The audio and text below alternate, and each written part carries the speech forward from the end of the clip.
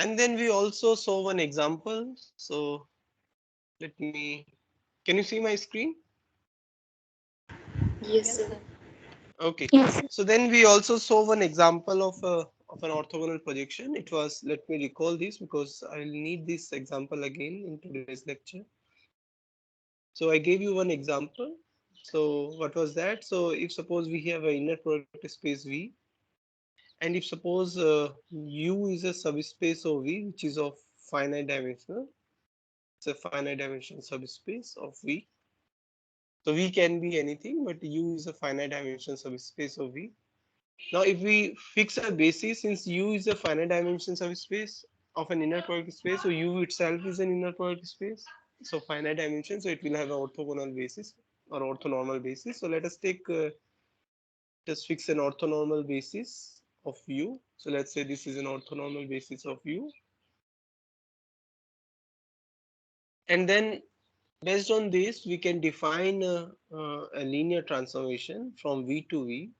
So how do we define this? So I'm using this notation P subscript U. So that means it is a projection on U. From V to V, it is defined by this rule that if I take any vector in V, then it goes to this one. You take an inner product of this V with this Qi and I equal to 1 to m. So that means you consider this linear combination of these basis vectors where the coordinates are given by this. Now you can see that this element here in this element belongs to U. In fact, you can show that this is a linear transformation such that Pu square equal to Pu. That means it's a projection. Not only that, the range space of this is U, and the null space of this is U orthogonal complement. So that means this Pu is a orthogonal projection. This is what we saw in the last lecture. So this Pu uh, is a projection. That means ortho is a projection. Not only that, it's an orthogonal projection because range of this is U and null of Pu is U orthogonal complement. Okay. So this is what we saw in the last lecture. Today I'll start today's lecture with one use of this orthogonal projection, or you can say one application of direct application of this orthogonal projection. It is called like approximating a vector from vectors from a subspace, or it is also known as best approximation, or you can also consider it as a as a minimization problem. So let me just write this first and then we'll discuss. I'll just give you some idea and you can complete this complete the details. So let me write this. It is also known as best approximation. Sir I sir 1 to n होना चाहिए. I equal to 1 to n. Yes, you are right. This is 1 to n. Or you can consider this as solving minimization problem. So what it is, let me write this first. So suppose that we are given a vector v. I'm just defining this problem. Suppose we are given a vector v in an let's say inner product space, and suppose that U is a subspace of V. Okay, it's a subspace. Then a best approximation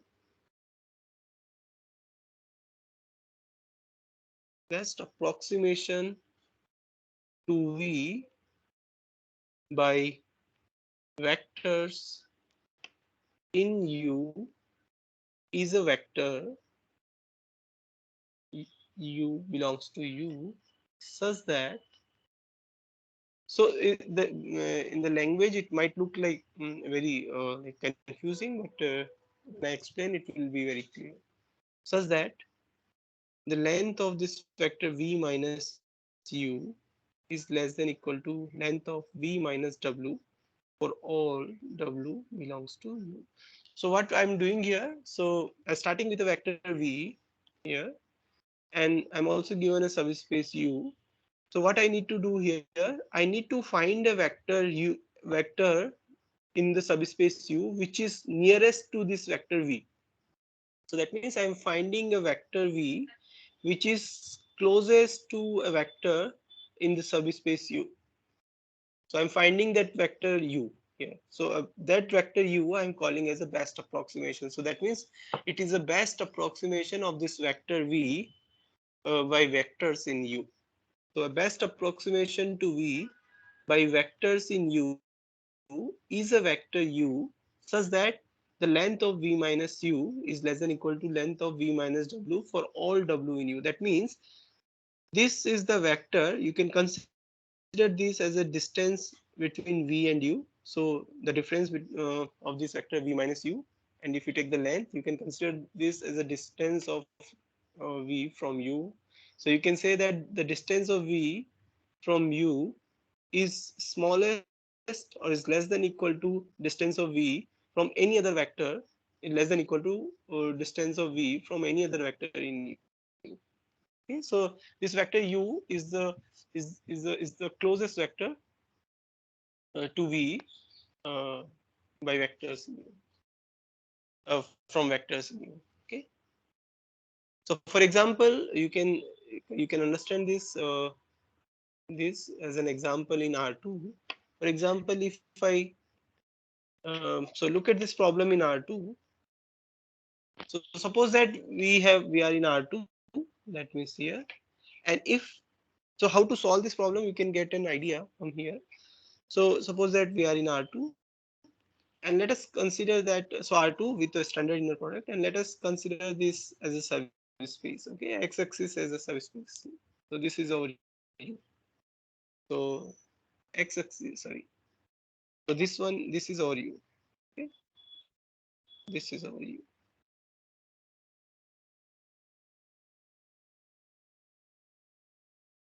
All right. Now, if I take any vector, let's say um, any vector in R2, let's say V.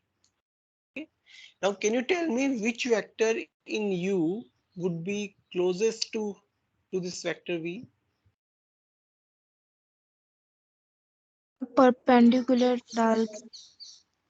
So yeah, so you just draw a perpendicular from this vector V on U, and wherever this perpendicular meets the subspace U, uh, that vector would be vector nearest to this V from U. Okay. So what I'm saying is that you just draw a perpendicular here, and then wherever this perpendicular meets that vector, that means this vector here, this one, this vector is the vector which is nearest to V from vectors in U. Okay, let us call this vector as U. This is your,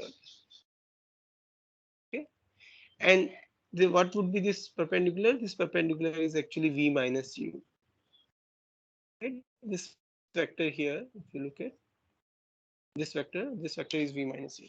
So we are given this vector V. What we did, we just draw a perpendicular, and wherever this meets, this would be. Now, what is this U? Can you find out this U? What would be this U? Can you tell me explicitly what would be this U, depending on this vector V?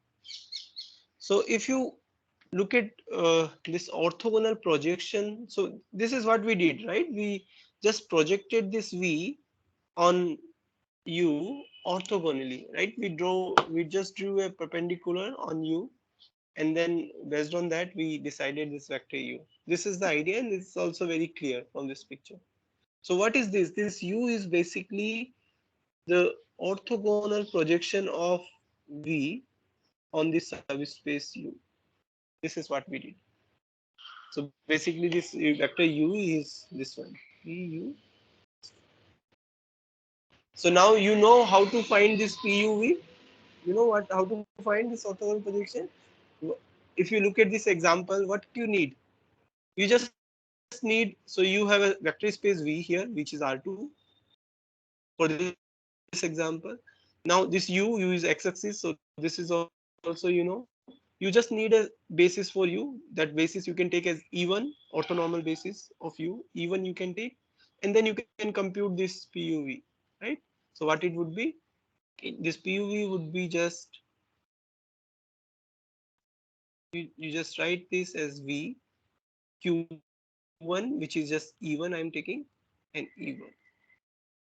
So if you compute this, this is your PUV. So now you know everything V was given.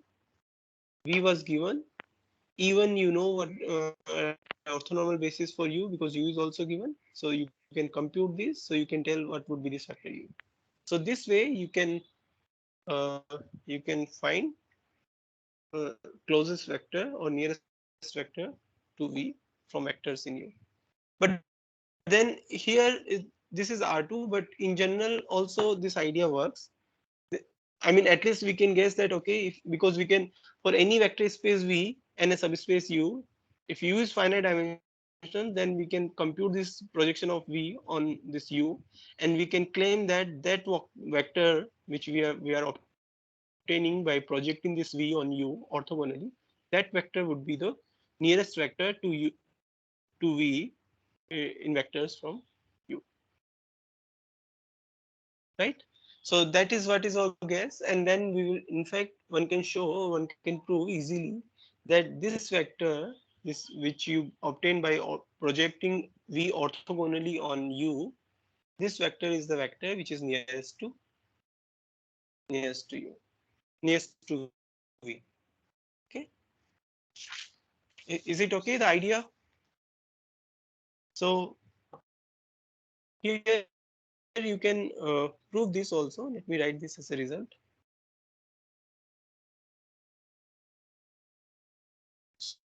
So suppose that we have a inner product space. So in general also we can prove this. Whatever I just explained in this example, we can prove this. Suppose that we have an inner product space, and suppose that U is a subspace, finite dimensional subspace of V, and suppose we are given a vector V in V. Then then the best approximation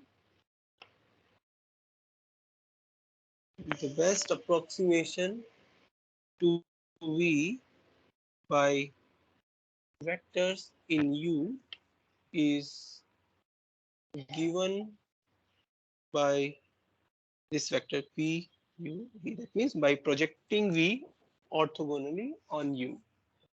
That means, in other words, what you can say is that this vector, so the distance of V minus this vector PU of V is less than equal to the distance of V minus W for all W in U. All right.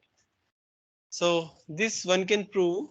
So how to prove this? This is very straightforward. The proof is very straightforward here. So let me write the proof here. It's one line proof. So if I just show, I can compute this PUV, right? This projection is known to me. Once I know V, I know the subspace U, then I can compute this PUV by using an orthonormal basis of U, as we did in that example, right? So this we can compute. So I will just show that if I take any vector W, then the distance of V minus W is always greater than equal to distance of this vector. Okay. Now you look at this.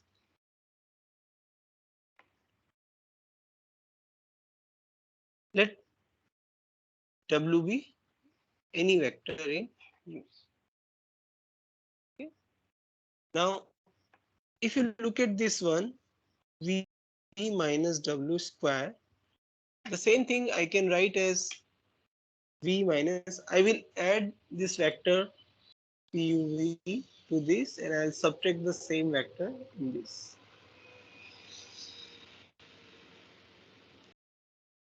All right. Now you can see here, you can see here, I can take this as one vector and this is another vector. Now, what is this vector v minus puv, pu of v? It is this vector here. If you look at in this example, it is this vector. So this vector is actually orthogonal to u. So this, if I take the difference of p and the orthogonal projection of v on u, that means this v minus pu of v. This is a vector which is orthogonal to u. That means it is orthogonal to every vector in u.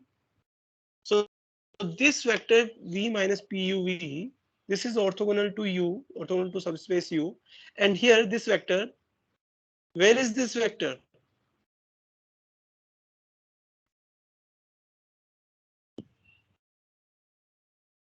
So On the what same is line. this vector? Where is this vector? Not line. So here On we are you. talking about subspace in u. Subspace, sir. In U. Yeah, in u. So this is in u, and this is a vector which is orthogonal to u. So what I can write from this? If you just expand the use the inner product property and the fact that this vector is orthogonal to this, then what would be this Norm v minus quantity? PUV squared Yeah, so plus it would, PUV minus. yeah, so this would be norm of v or length of v minus pu of v square. Please keep Hmm. yourself muted.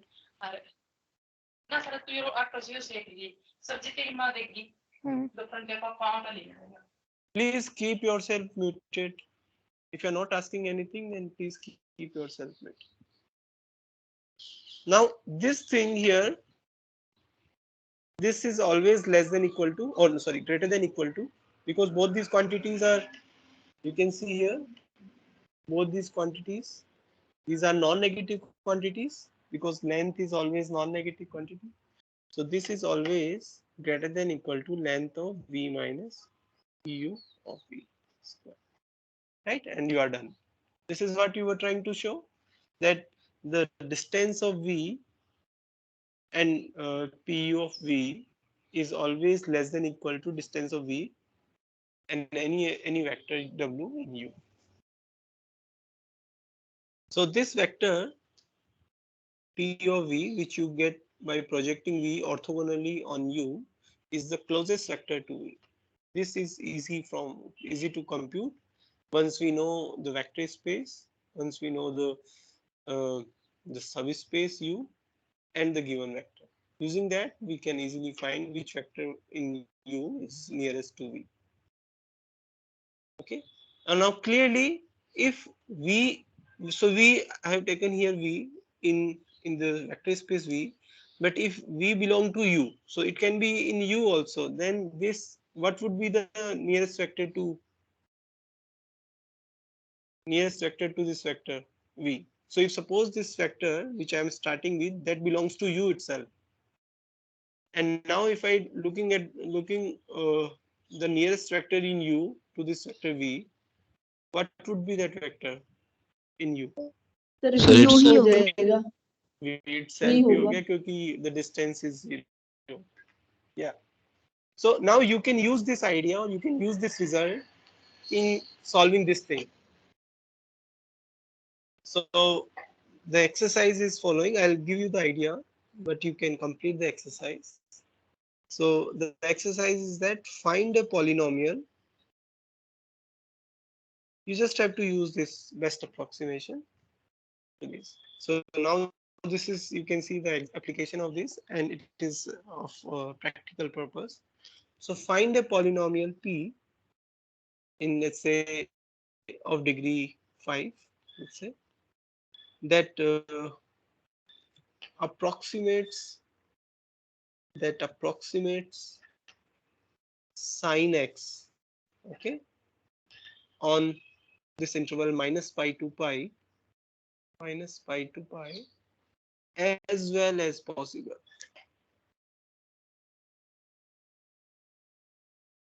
So now what you have to do here, you have to find a polynomial p of degree less than equal to 5 that approximates this sin x on this interval as well as possible. Now, if you want to use this idea, so basically what you are trying to do, you are trying to find a best approximation of this sin x, this function sin x, uh, from the vector, from the polynomials of degree less than equal to 5. Okay? We are looking for a best approximation of a polynomial of degree less than equal to 5 to this sin x. All right. Now, if you want to use the best approximation, so then what you need to first fix an inner product space V, okay, with respect to some inner product. Then you can consider for this vector space a subspace, which you sort of here, if you realize in this exercise, this subspace should be this one. Sorry, this one here. And then you are given this vector V. V is sin x. And then you can just use whatever we have used so far. Now, can you give me some idea what should I take here? I can you guess something? What should be my vector space first? You tell me that this I can fix this vector space with respect to this inner product, and then I can consider this P5R this as a subspace of that, and so The Vector space space of of all continuous, polynomial. it's a continuous function continuous function on what? on So take minus inner 5 product to fx comma gx equal to 0 to 1 ft gt bar dt integration में. Yeah. So what we need here, we let us. So this was our Then problem. we Okay. find Yes. Yes. So I then we understand find what you're one saying. Li vector 1x x square x cube and x4. Then Then find orthonormal basis from here from Gram-Schmidt process. yeah, exactly. That is the Then idea. we find orthogonal projection. Then distance approximation. Yeah. Yes. So now you know how to do this.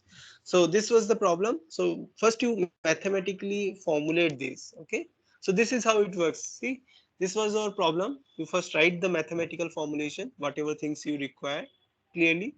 So then once the problem is clear, the solution you can immediately find. So for example, let me write this. So mathematical formulation of this problem, you can do it.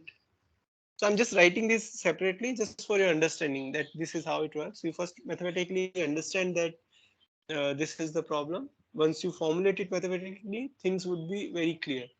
So for example, here, if depending on this problem, you can choose, as you are suggesting, you can choose V as a space of continuous function from minus pi to this interval minus pi to pi to R. So this is a vector space you can take as over R. And this, there is an inner product also, as you are suggesting. There is an inner product on this V, which is defined by this integration. So minus pi to pi ft gt dt. So this is all. This is an inner product. So V becomes an inner product space with this inner product. So now we have our inner product space. Clearly, these polynomials are continuous functions. So if you restrict them on this interval, there would be this P would be. So this U you can take as P5 uh, over R, right? So it's a polynomial, but you have to restrict them from minus pi to pi. Okay? So this U is the polynomial space of polynomial functions on this. Okay? You can take this as minus pi to, or you can just yeah, as a subspace if you want to write, then you can consider this as. So these are polynomial functions of degree less than equal to 5. Now you can take your vector V as sin x. Now see, we have everything. This U V is the infinite dimension inner product space, but U is of finite dimension. Its dimension is 6, and we have a vector V. And now what we are trying to do, we are trying to find best approximation of this vector V uh, in U. Okay, by vectors in U. So this is mathematically now we have understood, and we now also know if I write again this problem differently. So what is my problem now? So this was given, and my problem is to find the best approximation. That means I want to minimize the distance of V minus U. Let me write this with a square from vectors in U. Okay. Recharge खत्म So हो गया। so I know what it is. It is actually, let me again write. What is this? The solution would be, so here V is sine x. So again, let me write this in terms of the vectors given here. So I have to minimize U in U. My subspace is P5.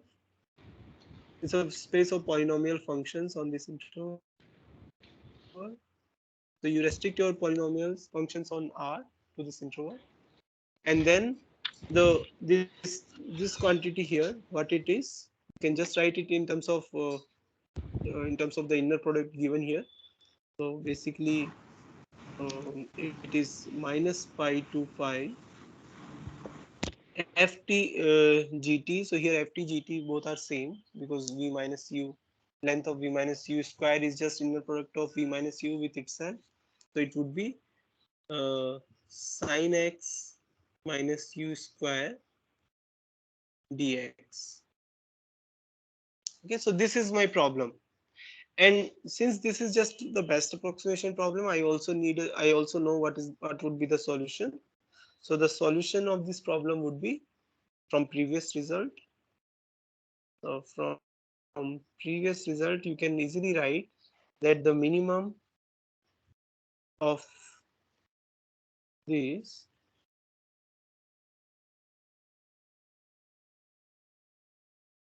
so the best approximation of sine x by vectors in U by polynomials of degree less than equal to 5 would be this one. That means you just project this sine x orthogonally on U. So what would be this? So it's a projection of sine x on this subspace U. So this would be the answer to this. This would be the solution. Now you just need to find out what is this. As one of you suggested that you can do this once you know an orthonormal basis of the subspace U, because then you can easily compute this. But what would be an orthonormal basis for this? So there is a way. You don't know at this point, you cannot quickly give me an orthonormal basis for this, but you know how to find an orthonormal basis. So you just first find a basis for this. So it would be 1 x square, x cube, x4 to x5. So that means these form a basis, and then you apply Gram-Smith process on this basis, then you can make it orthonormal. Okay, you can generate an orthonormal basis. Once you know orthonormal basis, then you can easily compute this one. Okay, and that would be your solution. So this you can finish, this you can complete. I just want to mention that um, this gives this orthonormal this best approximation. This gives us another way, or you can say it's a linear algebra way or linear algebraic way to approximate like a given function.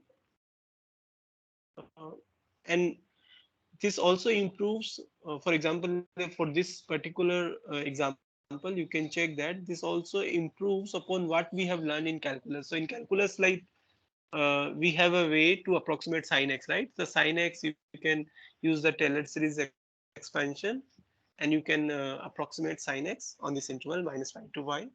So for example, what I'm saying is the following, that if you so you are given this sin x, and then you can use Taylor series expansion up to degree less than equal to 5. So it would be x minus x cube 3 factorial plus x5 5 factorial, this something like that. Okay, so this is one approximation, and then we have another approximation which is given by this best approximation. So this is from calculus we know, and this what we have learned now from linear algebra, right? So if you compare both this, so this is easy to, sin x is given to you, so you just draw minus up to from minus pi to pi, you draw this sin x. Okay, so what would be this? It would be something like this. Okay, minus pi to pi. And then you draw this tx from minus pi to pi. Okay, this whatever approximation you have got, you will realize that when you do this, you will get some approximation. When you draw this tx here from minus pi to pi, you will see that it would be something like this. It will approximate this function in something like this. So up to this would approximate, and then in the neighborhood of pi and minus pi, it won't give a good approximation. But then you, if you draw this px also, because this would also be a polynomial. So when you draw this one here, the approximation which you have got from linear algebra, this will be sort of exact approximation on this interval. It would be something like this. And then you can convince yourself that whatever way we have learned here, that gives us another way to approximate sin x, and it improves upon what we have learned in calculus. Okay, so anyway, so this is just, you can observe. So as I mentioned, we are still left with one topic in inner product. This is like linear functional and adjoint. So adjoint one can define. So for example, if you have a matrix A, so I'm starting a new topic, and it's just a new concept in inner product. So what it is, it's called linear functional and adjoint. Linear functionals we have already learned what is a linear functional, but using that one can define adjoint of an operator. So for example, what is an adjoint? If we have a matrix A, then you can talk about its adjoint. Adjoint means it's just a complex conjugate transpose. So you can tell me quickly, if I give you A, then you can tell me what is it, what it is, what is the complex conjugate transpose of it. You can quickly tell me that. So you know. But you can, as you might have seen by now, that most of the things which you can do for matrices, we can take them to vector spaces also of finite dimension. So by using linear transformation, right? So, and whatever we can do for linear transformation, there is a way to go from the space of linear transformation to space of matrices. Now this concept of adjoint is there for matrices, and we want to now introduce this concept for linear operator also, and then we will relate that how this adjoint of an operator is related to adjoint of its matrix representation. Okay, so this is what we are trying to do next. So let me write this first. So we can start from here. It's called the next topic is called linear functionals and adjoint. Functionals I'm saying because the adjoint would be defined by using functional. So linear functionals and adjoint.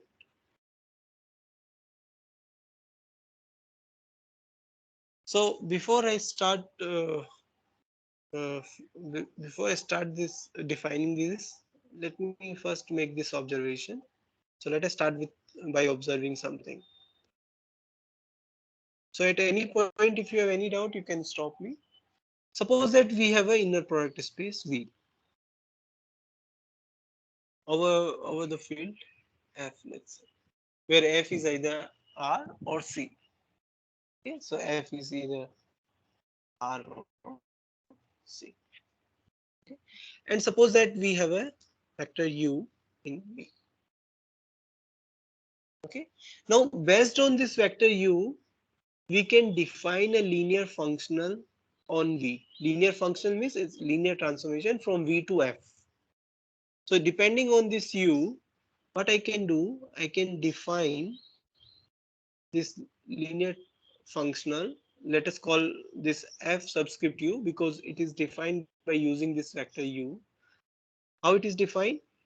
You define this from V to F by the following rule. You take any vector in V and send it to the inner product of V and U for all V in V. Now you can check that using the linearity in the first component of the of an inner product. One can show that this F subscript U, this is a linear transformation from V to F. So that means it's a linear functional on V. So you can check that this F subscript U, this Fu is a linear functional on V. This you can verify. This is very easy to verify.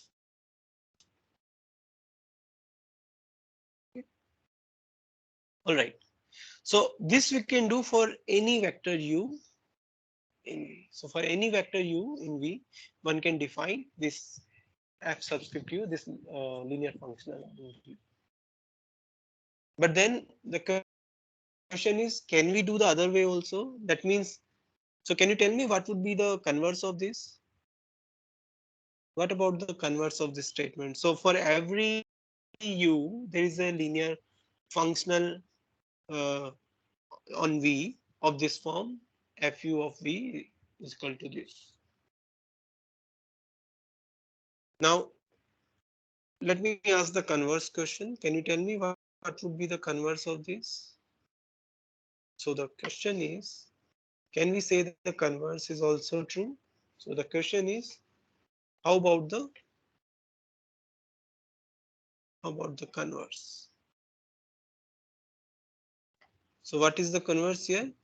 Can anyone try?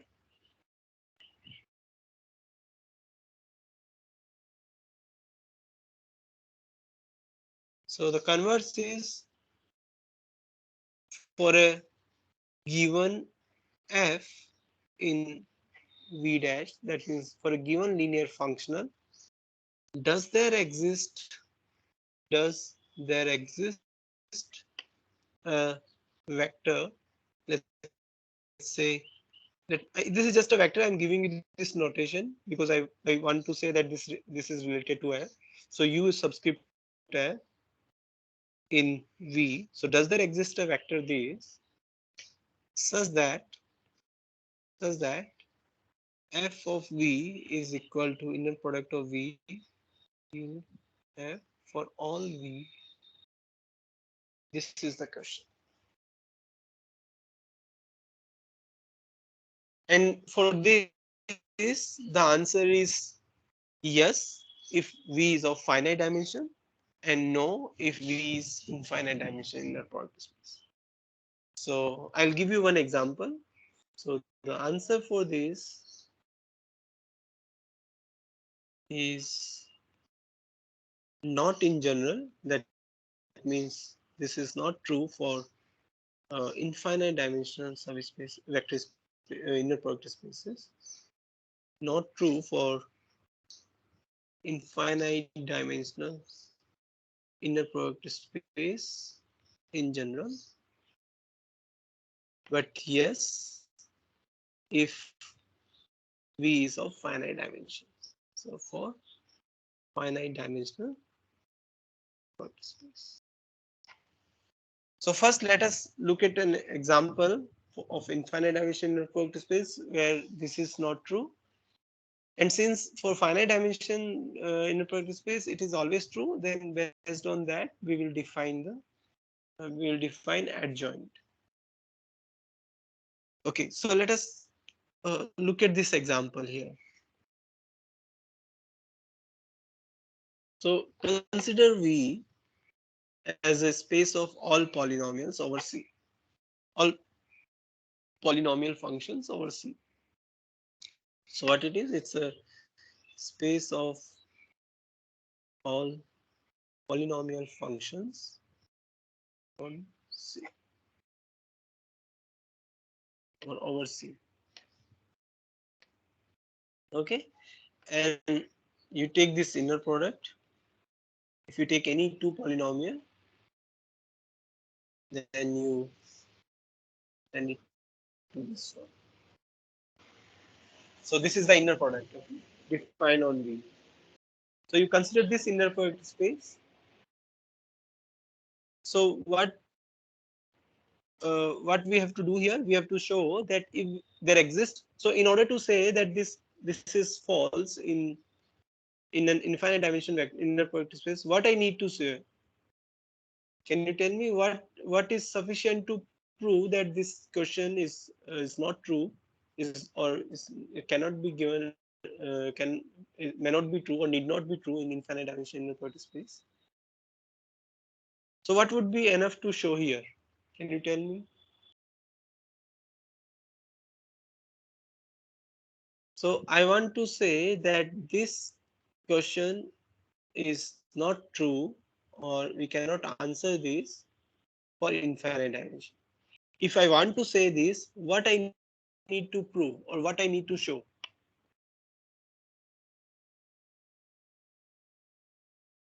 There exists V such that f of V is not equals to inner product of V with any U. Yeah, so what I need here, so I need to find the infinite dimension inner product space and a functional on that. At least one functional I need to find on this infinite dimension inner product space such that this is not true. I'm not such that for any such that for all vectors you have, it's not possible to write it in this way. Right? This is what I'm trying to show. So I've taken this V as a space of all polynomial functions over C with this inner product. Now I first need to find linear functional f, for which I'm trying to say that this f cannot be written in this way. So I'm defining this f by the following law. So let let us fix this z. I'm fixing this z. Z is any fixed number in C. Okay, and based on this z, I'm defining. You can take this non-zero also. And based on this z, I'm defining this linear functional on V. Let us call this L from V to C. How it is defined? So if I take V is the space of polynomials. So if I take any polynomial P, then I'll send this P to this PZ. That means it is actually the evaluation of this polynomial at point Z. Evaluation at Z. All right. Now you can verify that. You can verify that this L is not identically zero. That means it's not a zero functional. It's not a zero functional function. In fact, it is a non-zero functional on V. So that means you can show that it is non-zero, not identically zero, and it is a linear functional on V. That means it belongs to V dash. This also you can easily verify.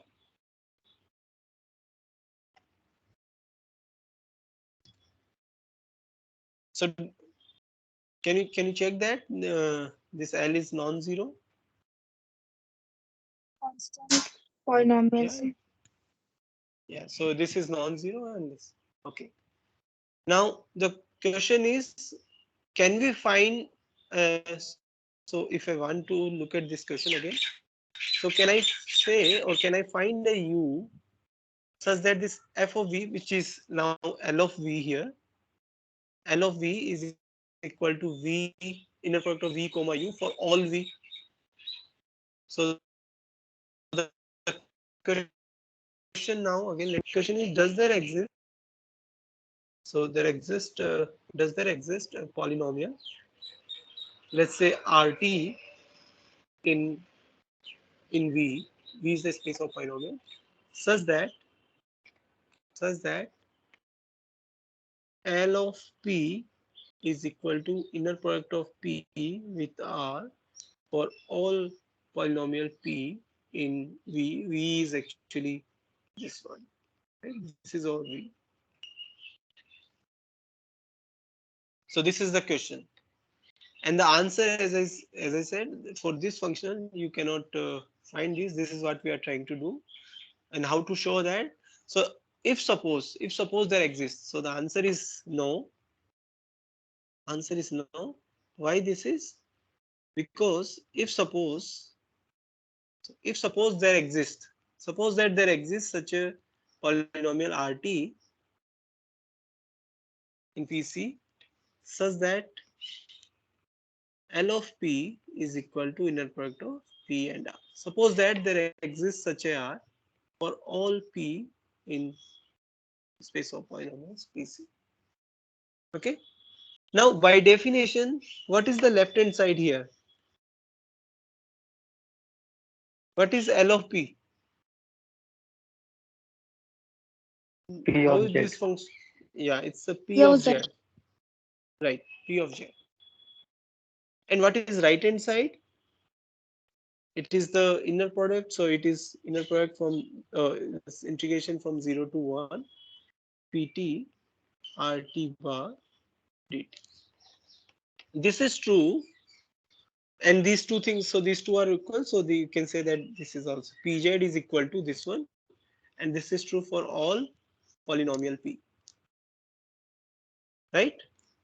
So what we have? So we have that Pz is equal to integration 0 comma from 0 to 1 Pt RT bar dt, and this is true for all P in this one. Right? This is what we get.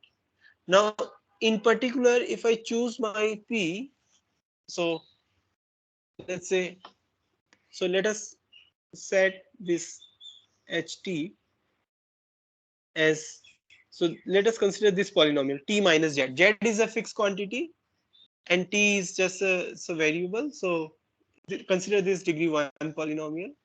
Then whatever polynomial I take, so then for every P in this polynomial, if I look at this HP, so what is HPZ? So it's a product of polynomials. That means it's HZ, PZ. What is this? Can you tell me what would be this? H of Zero. Z, it's a zero because HZ is zero, H of Z is zero. So for every polynomial P, if I look at this one here, HP of Z, this is zero. Okay. Now look at this, and this is true for all P. So what I can say, so this implies that if I look at this L of HP, then what is the what is by definition what or by assumption here, since L of P is equal to this, what I can say here, this is equal to this one HPR.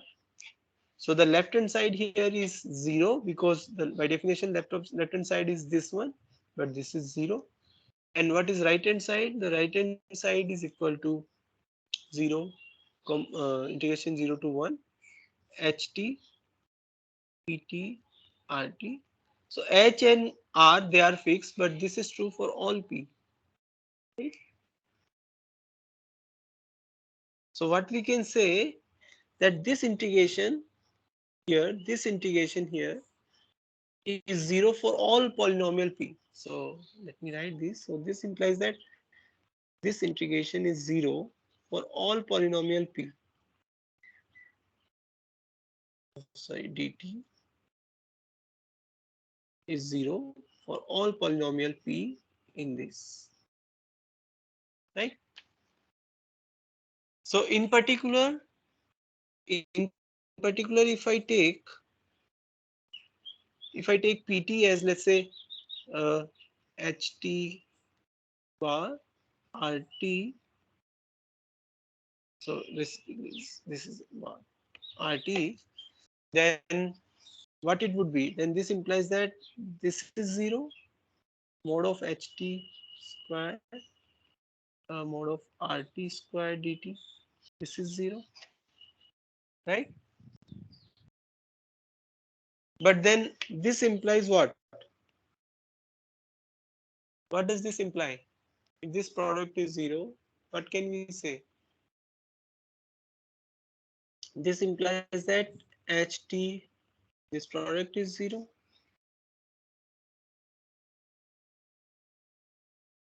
Now, since HT is not equal to 0, because you can see this is a degree 1 polynomial and it is 0, it is 0 only at Z, and it is nowhere it is 0 except T equal to Z, right? So this HT is not 0 except Z. So clearly this RT is 0 at least uh, at the points other than Z. So what you can say from here, that since HT is not identically 0, you can say that RT is identically 0. And you have to tell me the reason why you can say this. So since HT is not identically 0, this H polynomial is not 0, is not a 0 polynomial, then this implies that this R is 0. If this R is 0, I'll come back to this. So if this R is 0, then this is a contradiction, because this, if this R is 0, then here you can see here, this is what we have assumed. If this R is 0, that means L of P is 0 for all P. But if L of P is 0 for all P, that means this L is 0. If this is 0 for all P, that means this L itself is 0. But then we know that L is a non-zero function. So this is a contradiction. So whatever we have assumed that there exists such a R, that is not true.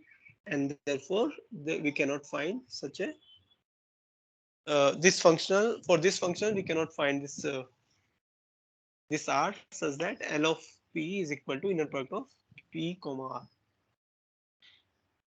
Okay, so this implies that L is identically 0, which is a contradiction. Okay, and therefore whatever we have assumed, that is not true. Now let me come back to this. Why this is true? From here, from the previous line. So this is 0 implies RT is 0. Now I'm saying that since HT is not identically 0, this implies that RT is 0. Now why this is true? So Sir, HT RT is this zero, one, T minus 0. Yeah, sir RT 0 होगा Z T equal to Z के अलावा सभी points T पर. equal to Z के अलावा सब पे 0 होगा, right? तो सर Then कंटिन्यूअस फंक्शन है तो सभी yes, because of the continuity of R, this RT has to be 0 at every point. Okay. So this example answers our question that it is not true, at least in case of infinite dimension inner product space. But in case of finite dimension inner product space, we can always do that. We can always find for a given functional f, we can always find a vector u such that f of v is equal to inner product of v and u for all vectors v in v. Okay. So now suppose that we have, so let me see how much time we have. So now suppose that we have a finite dimensional inner product space. Okay. So now suppose we have a finite dimensional inner product space. And let us suppose f is a, let us suppose f hello sir. is a linear functional only, right? Hello sir. Yes. Sir L non zero होगा तो उसके लिए हमें ये करना पड़ेगा, P को पहले जीरो पॉलिनोमियल नहीं लेना पड़ेगा, और दूसरा ये भी है कि जो जेड है वो पी का रूट ना हो. No, listen. L is a function. L is a function from V to C. V is a space of, what yes is sir, V? space of V is a polynomials. space of all polynomials. Now, if I'm saying that this function is 0, that means its value is 0 at every point, right? Yes sir, yes sir, Now, if I take this Z, this should be true for, so that means P of Z should be 0 for all P. So this functional, so see, L is 0 means what? Let me write this here. L is 0 means what? P of Z is 0 for all P, yes sir, right? But if I take the constant polynomial, does it true or is it true? yes, Not true, na? So if I take P as a constant polynomial, non-zero constant polynomial, then P of Z may not be 0. Or right? If it is P is not a 0 polynomial, then and it's a constant polynomial, then it is not 0. तो So हमें there ऊपर are लेके तो नहीं चलना पड़ेगा P को जब नॉन जीरो ले चल रहे हैं, मतलब बोलना पड़ेगा ना. no P से मतलब ही नहीं है मुझे. This is what I'm saying is that if L is 0, suppose that if L is 0, then by Yes, sir. definition P of Z is 0 for all P. Now if suppose Z is 0, suppose that Z is, if I, so this Z is a fixed number in C. So if Z is 0 and if I take P my constant polynomial, let's say 1. So can I say that P of Z is just 1? So 1 is equal to 0. This is not true. Now if suppose Z is an, अगर हम बोलेंगे P zero, क्या P zero so if P is 0, if P is 0, then that is a particular polynomial. But I'm saying that if L is 0, then that implies P of Z is 0. This should be true for all P, and you are checking for a particular P. Is it okay now? Did you realize your mistake? Is it okay now? Okay. All right. So let us discuss the finite dimension case. Suppose that V is of finite dimensional and L is and let F be a functional on V. Okay. Now we want to find a vector U. So what we are trying to do, we are trying to find. So we are trying to find U in V such that F of V is equal to inner product of V comma U for all V in V. This is what we are trying to do, right? So keep in mind that this is what we are trying to do. We are trying to find a U, such U, so that we can write F in this way. And what we are given? We are given a finite dimension inner product space and functional on V, linear functional on V. All right. So let us suppose, since we are in finite dimension inner product space, we can find a basis for this first. So let us fix an orthonormal basis. So let Q1 to Qn. This is an orthonormal basis of V. Now if I take any vector in V, then I know how to write this vector V in terms of this basis vectors. Can you tell me what would be V if I want to write this V in terms of this basis vector Q1 to Qn?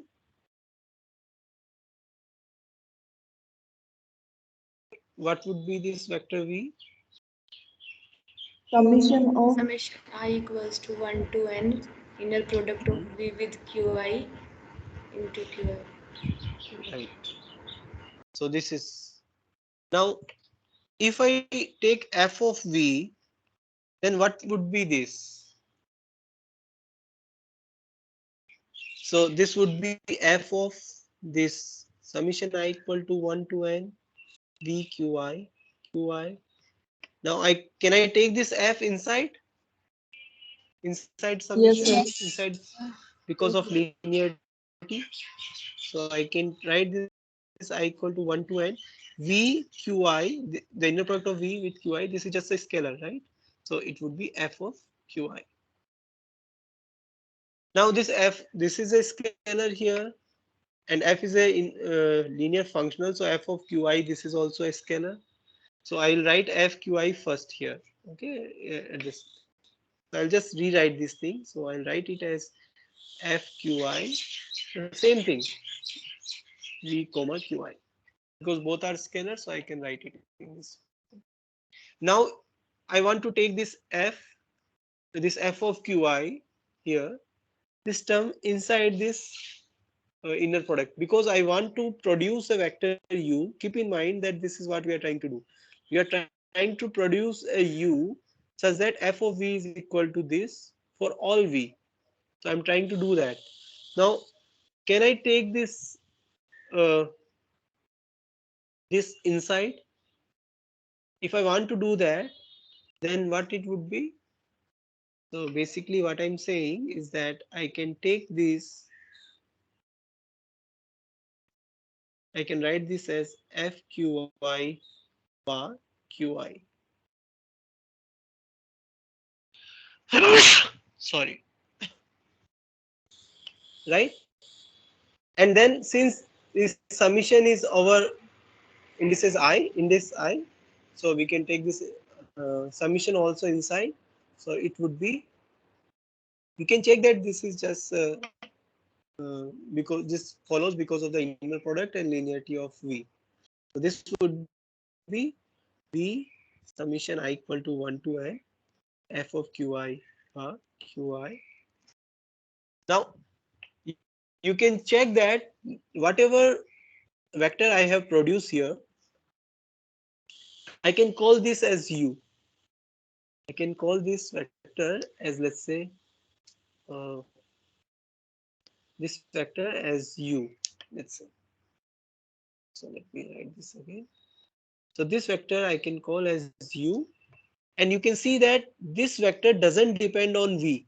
It only depends on the linear functional f and the basis vectors which are fixed. So you can say from here that if I call this vector as u, then I can write this, I can write as f of v, we can write as v. So or maybe I can write I can call this as u subscript f, just to say that it depends on f.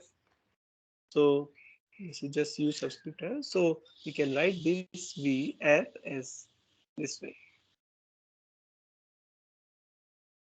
Sir, So this answers our question for finite dimension intervals. Yes.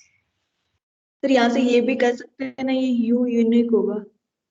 Yes, this u would be unique. So I was coming to this. So in fact, one can say that you cannot find such a u, another such a u, or you can see that, or you can say in other words that this u subscript f, whatever vector we have found here, that is a unique vector in V, such that f is written in this way.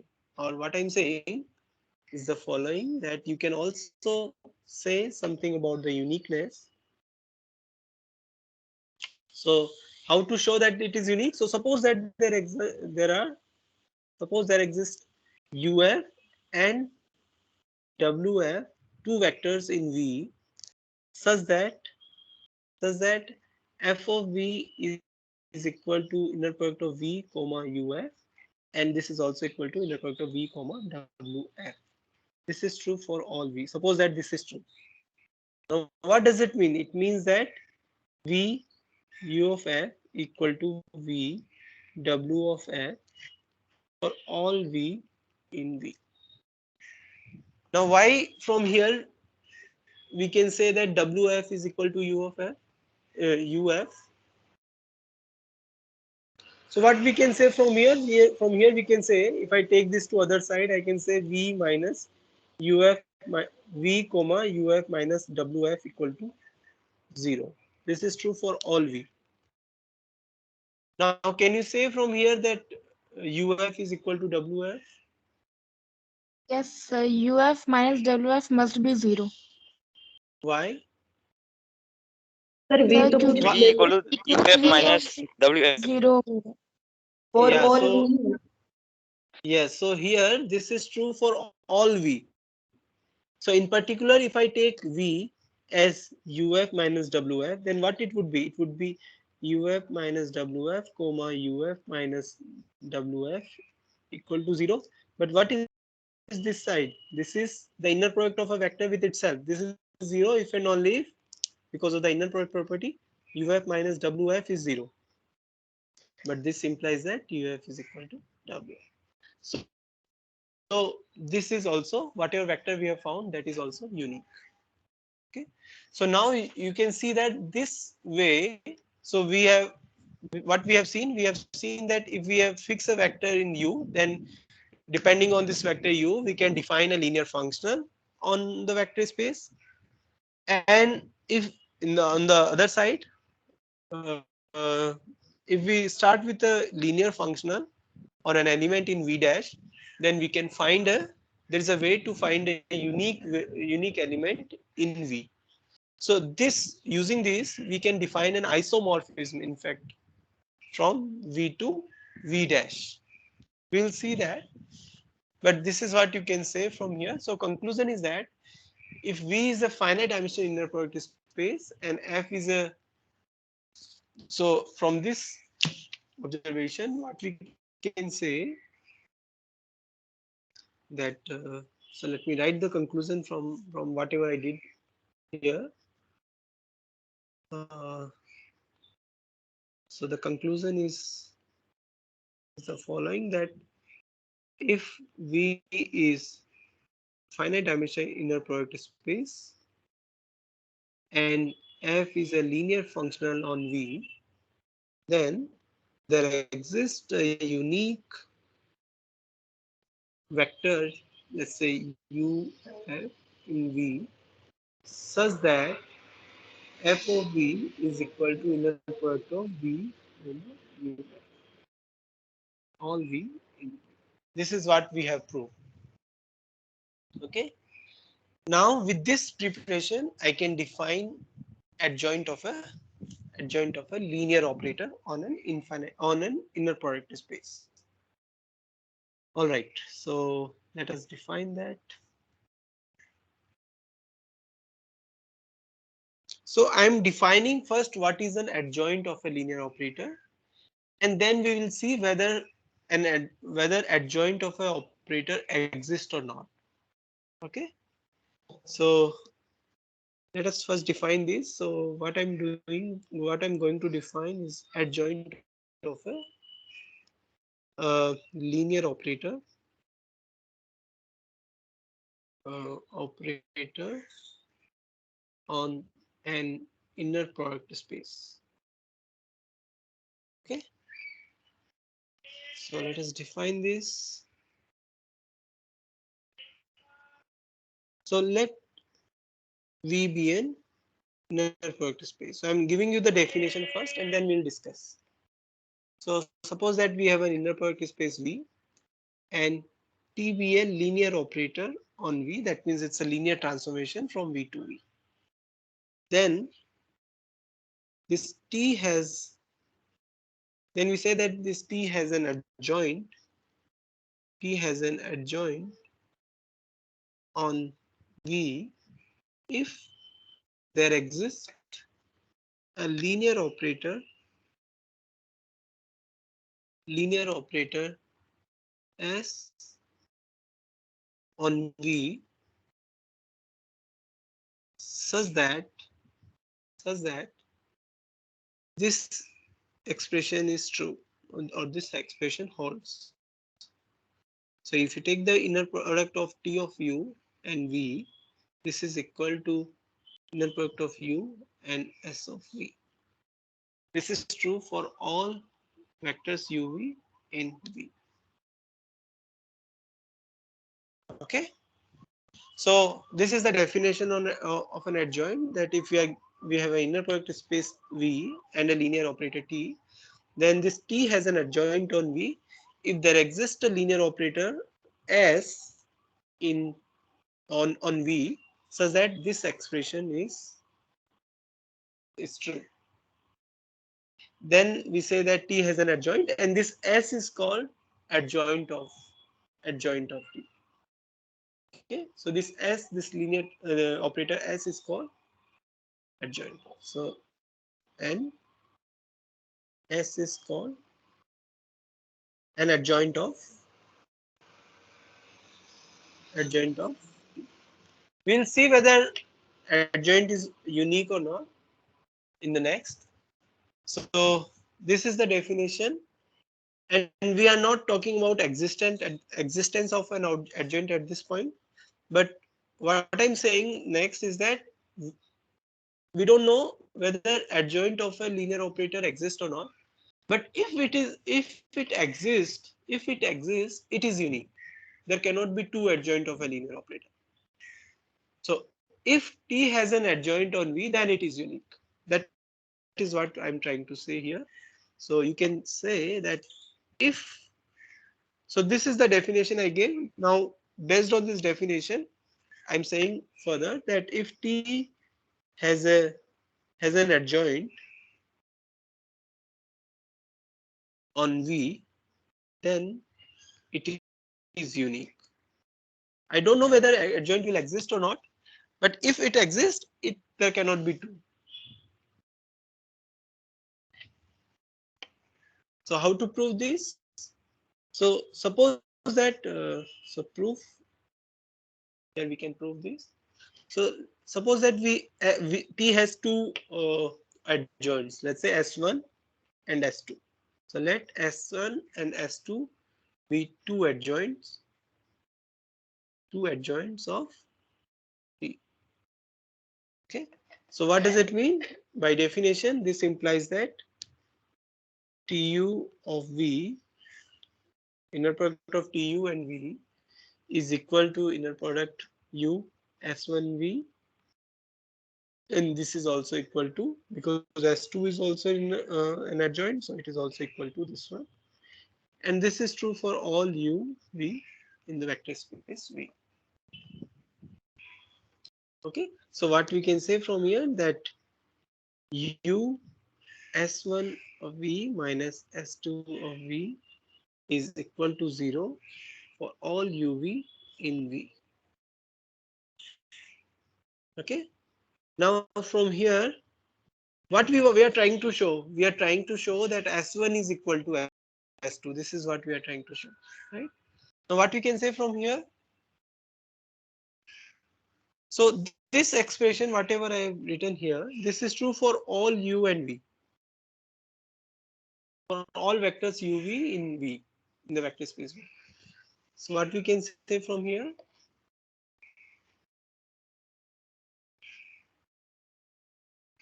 so from here, you see here, if I fix a V, so this expression is true for all UV. So for a fixed V, I can say that this is true for all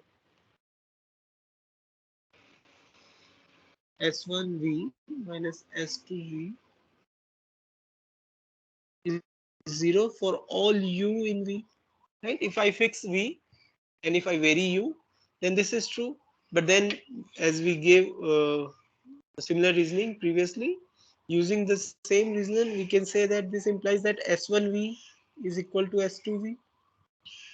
But then I have fixed a V, but this is true for all V. So you can say that this is true for all V in V. But then this implies that S1 is equal to S2. So if T has an adjoint on V, then it is unique. Since it is unique, we can fix a notation for T. So since the adjoint of T is unique, we can denote it by fixing a notation. So since adjoint of T is unique, we use the notation T star for this. We use the notation T star to denote the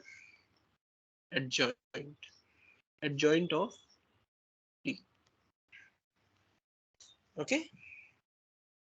Okay. So what you can see here, can you tell me the on what things adjoint of an operator depends on. So you just look at the definition of adjoint.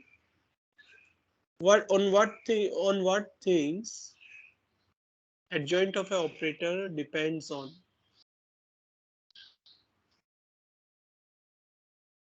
It depends on the operator itself. Not only on the operator, it also depends on the inner product. You can see here how it is defined. So this S, of course, if you look at this expression, this S depends on T, and not only that, it also depends on the inner product. So if I change the operator, then I will get a different adjoint. Or if I change for the same operator, if I change the inner product, then also the adjoint changes.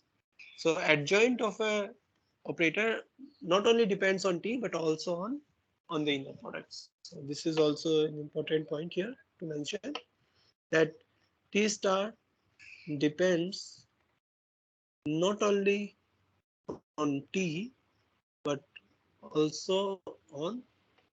also on the inner product. Okay. Now this is the uniqueness, but what can we say about the existence of an adjoint? So as I mentioned, as we have already seen, that we answer something for finite dimension, but the similar thing is not true for infinite dimension. Because of that reasoning, one can say that if T is a linear operator on an infinite dimension in a Proteus space, then this operator T may or may not have an adjoint. But if T is a linear operator on a finite dimension in the product, then it will always have the adjoint. Okay, so existence of operator is certain on a finite dimension in a product space, but it is not true in general for an infinite dimension in a product space. We need further conditions on the infinite dimension in a product space. And this thing will be clear when we prove the finite dimension case. So actually, in the finite, while proving the existence for a finite dimension in a product space, existence of an adjoint of an operator on a finite dimension in a product space, in the proof you will realize that since a similar thing is not true for infinite dimension, therefore possibly the proof will not work for infinite dimension. So whatever observation we made here, Hello, so sir. here you look at this conclusion here. This will be useful for us to prove the existence of adjoint on a finite dimension network space. Yes. तो जो आपने You want observation दी है, तो जो आपने observation दी है और आपने जो डेफिनेशन दी है, तो इसको सर कैसे लिंक किया वो समझ में नहीं आया। तो कैसे कौन लिंक सी किया मतलब समझ नहीं आया। कौन सी तो डेफिनेशन? डेफिनेशन है एडजॉइंट ऑपरेटर की। No, and definition is not linked. No, definition is not linked to whatever we had observed. So it's just the way we define here. It's just a definition. Now, in order to prove the existence of an adjoint, this observation will be useful. That's what I'm saying. This definition is not we can define this adjoint first and then we can make the observation. Absolutely fine. But this observation I will need to say that every operator every linear operator on a finite dimension in a product space has a has its adjoint. But the same thing is not true for infinite dimension in the product space, because we have also observed similar thing for infinite dimension, that this kind of thing is not true when V is infinite dimension. So the answer to your question is that this definition doesn't depend on the observation we made. But now the next thing, that means the proof of the existence of the adjoint of a linear operator on a finite dimension in a product space, that will use heavily whatever we have observed here. Okay. yes sir. Yes, sir. Okay. So maybe I'll just write this result, but in the next class we will prove. So as I mentioned that in the proof we will use the observation we made that for every linear function, or there is a natural isomorphism from an inner product space to its dual space, as this is what we have observed. So one can define an isomorphism from V to V dash using that observation, and that isomorphism will be useful in order to define this adjoint. So I'll just state this result, and in the next class we'll prove this, and then we'll still be we'll still left with 2-3 minutes. So if you have any doubt, you can ask. So let me state this result, and then we will stop. So this is the existence uh, of adjoint on a finite dimension inner product space. So let V be a finite dimension inner product space and T be a linear operator on V. Then T has an adjoint on V. That is, what does it mean? That means there exists a unique operator T star. This is the notation we are using for adjoint T star on V, such that inner product of T of U comma V is equal to inner product of U comma T star of V for all UV in. This is what we will prove in the next class. So if you have any doubt, you can ask. We still have 2 minutes.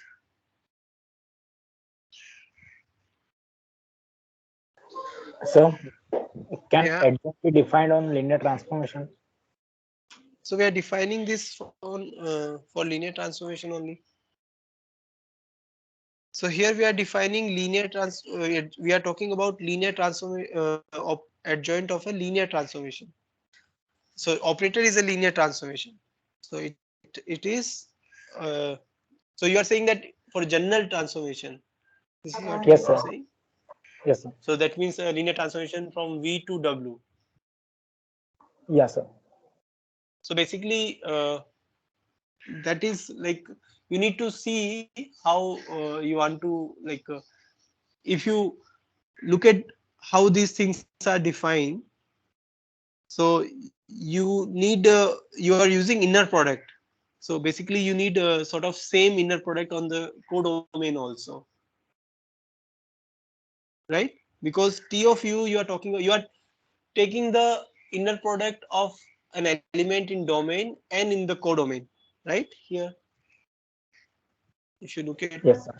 here, so basically you need the same inner product. Not only same inner product, you need same space also. Then only it is true. So basically you need the same inner product space. So it has to be an operator. Yes, Okay. sir. So, आपने जो Yeah. QR decomposition करवाया था, हाँ उसके related मैंने एक आपको mail करा था, तो क्या आपने हाँ, उसको वो रीड मुझे आउट कर? समझ नहीं आया आपसे, मतलब what are you interested in actually? I did not get what you were asking. Sir, I am asking that कि जो आपने क्यूआर डिकम्पोजिशन करवाया था, वहाँ पे आपने बताया था कि वो आइगन वैल्यू की मतलब अप्रोक्सीमेट आइगन वैल्यू देता है QR decomposition. No, not approximate eigenvalue data hai. So QR decomposition doesn't give you eigenvalue. It is a tool that is useful in eigenvalue algorithms in the computation of eigenvalues. So eigenvalues are computed by using QR algorithm. So I'll come to these points when we start QR this eigenvalue eigenvectors, but we have not started these things here. But since you have asked, and I also mentioned in my previous lecture that this QR decomposition is very useful. It has lot of application, and one of the it has lot of application means it can be used in solving a system of equation. It is also useful in solving this in finding eigenvalue eigenvectors. So for finding eigenvalue eigenvectors, QR algorithm is used, and in QR algorithm, this QR decomposition is used. So basically, QR decomposition gives us a tool to solve this eigenvalue computation problem approximately. So it itself doesn't give you eigenvalue of a matrix. So it doesn't mean that. So if you have a matrix A and if I give you its QR decomposition, you won't be able to say anything about eigenvalue eigenvectors.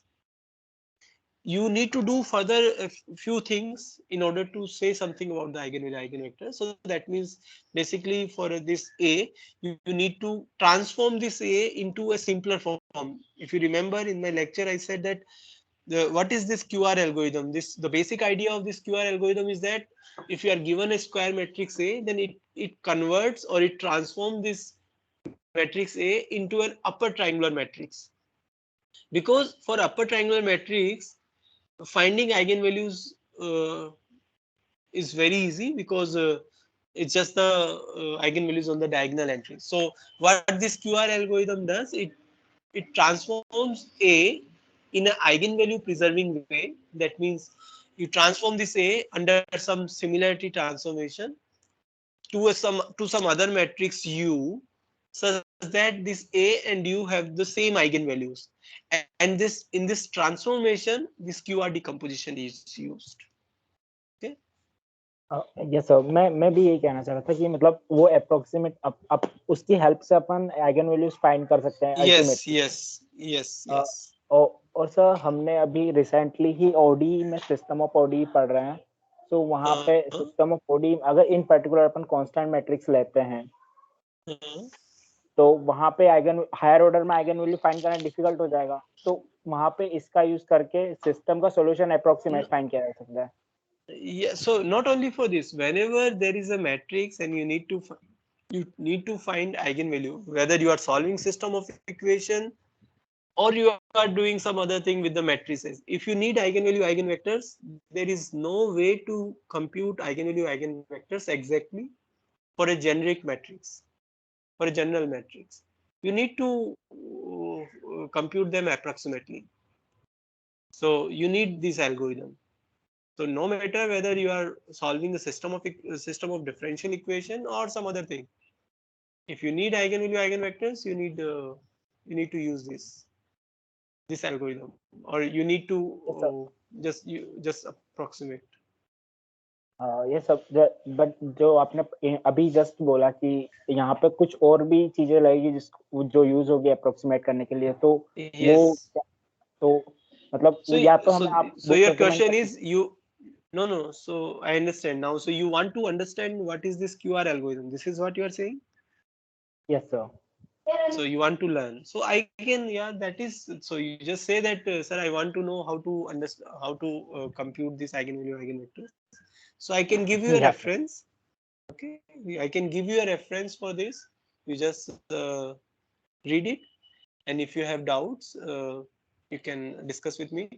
The thing is that it's not like you will directly understand this algorithm, because how to transform this A into an upper triangular matrix needs a lot of things. So the basic idea is that you transform this A into an upper triangular matrix, but to do this practically, I mean to do this in a practical way needs some other tools also, some other things, how to convert A into an upper triangular in such a way that the eigenvalues are preserved. That may need some other like reading also. So I'll give you a reference of a book, and I will also mention chapters which you might need to read in order to understand that algorithm. Is it okay? Okay, sir. Thank you. Yeah. Okay, so it's time we can stop now, and I'll upload this lecture. So the quiz would be on Saturday at 11 a.m. Thank you.